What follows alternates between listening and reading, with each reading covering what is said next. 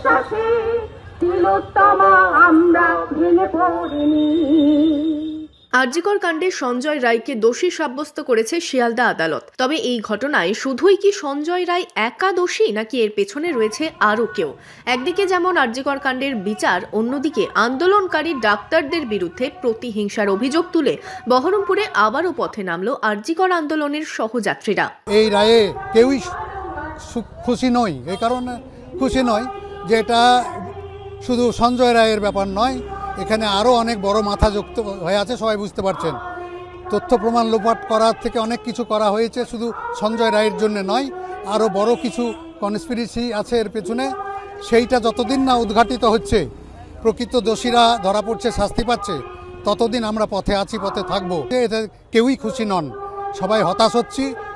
কাউকে আড়াল করা হচ্ছে, কোনো প্রভাবশালীকে শাসক দল এবং সিবিআই মিলিতভাবে আড়াল করছে। এটা বুঝতে আর কারো বাকি নেই। এটার বিরুদ্ধে আবার নতুন করে লড়াই শুরু হচ্ছে, হবে আন্দোলন। আরজিকর কাণ্ডে আসল সত্যকে ধামা চাপা দেওয়া হচ্ছে। একা সঞ্জয় রায় নয়, সমস্ত অপরাধী শাস্তি চাই, শাস্তি চাই, শাস্তি চাই। We want justice, justice, justice. এই ঘটনায় সত্য উদ্ঘাটিত হোক, এই দাবিতে শনিবার সন্ধ্যায় বহরমপুরে মশাল হাতে মিছিল করল নাগরিক সমাজ থেকে সমাজের বিভিন্ন স্তরের মানুষ।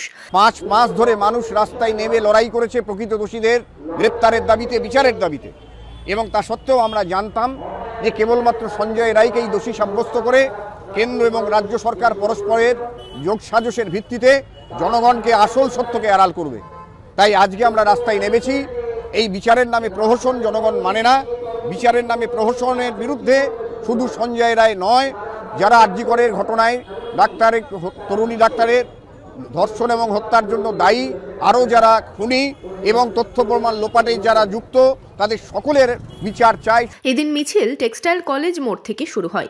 মিছিল গোড়াবাজার নিমতলা পর্যন্ত পরিক্রমা করে।